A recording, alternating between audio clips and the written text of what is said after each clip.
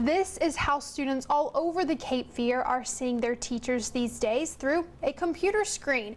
But for some, it's almost impossible to get work done when the internet connection isn't reliable. So you can see behind me, there's extensive damage here. That piece of metal you see right now against that tree is part of the roof of the market here. And I'm not joking when I say they cleared this up fast. Crews came out here, they drove up probably about 3 minutes ago, and look, they're gone. And as we're covering the town for Highway 6, you know, the boats, that's a huge part of this town. This is in my drawn out fire escape plan. I actually spoke to the Weber family. They let me into their home.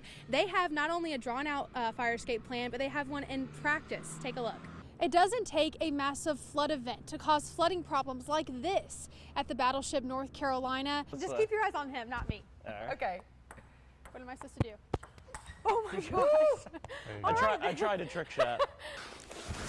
So I jab and then I pull and turn. Turn, yep. You go over here and you just take a picture of that box, and right there it popped up, salvationarmyusa.org. So I just click on that.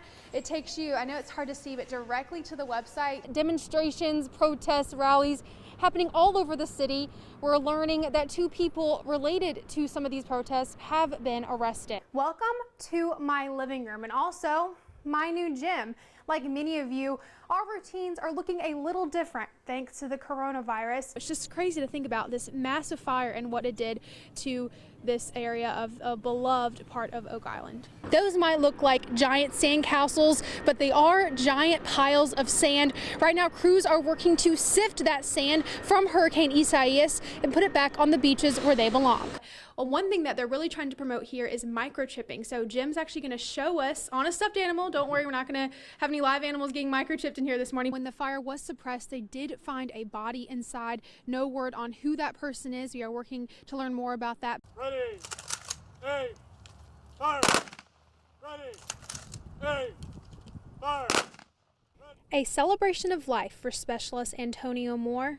Always happy, nothing ever negative to say, could always lift you off your feet, always had your back, just amazing person. That's the sentiment from everyone who knew Specialist Moore.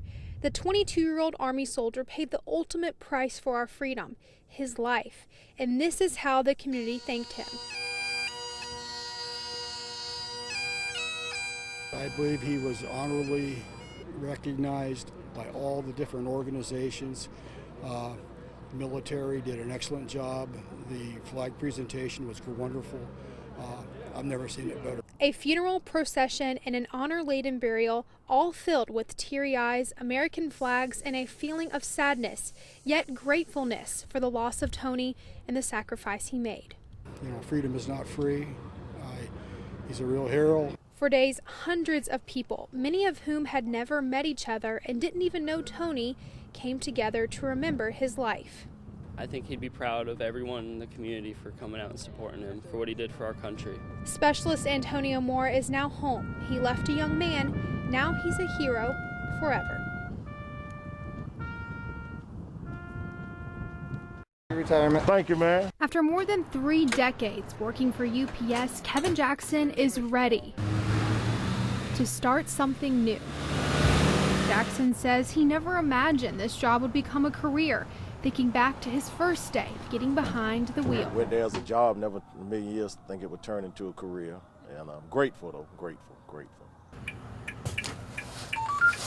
After word got out Kevin was retiring, folks in the Pine Valley community knew something had to be done. He is the best, that you could ask for in your neighborhood and in your community, and he's just a good guy. Kevin's always been a great guy. He's always been a good friend.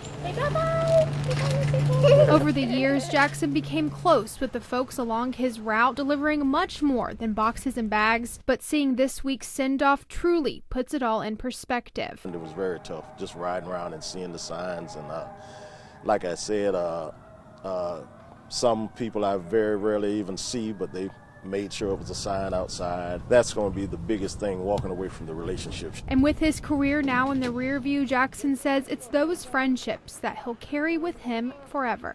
Take care now. All right, bye-bye. All right.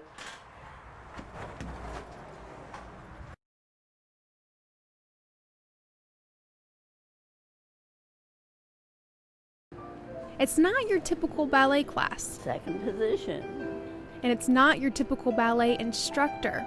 Jean Berker is 94 years old, and she's been a ballerina for most of her life. Other side. Jean teaches ballet at the New Hanover County Senior Center every Thursday for 45 minutes. A New Jersey native, the students here in Wilmington make up a small percentage of students that she's taught in her life. I volunteered to teach physical therapy dancing to the students that had bad burns and they were waiting for surgery, and I would calm them down before surgery. She grew up performing with several studios and the Junior League Follies, which is a one-of-a-kind theatrical event that happens every 4 years. Then it came time to settle down. My husband was trying to get us to move after he retired out of New Jersey, and he wanted to be where they could scuba dive because he was a scuba diver. And we landed in Wilmington.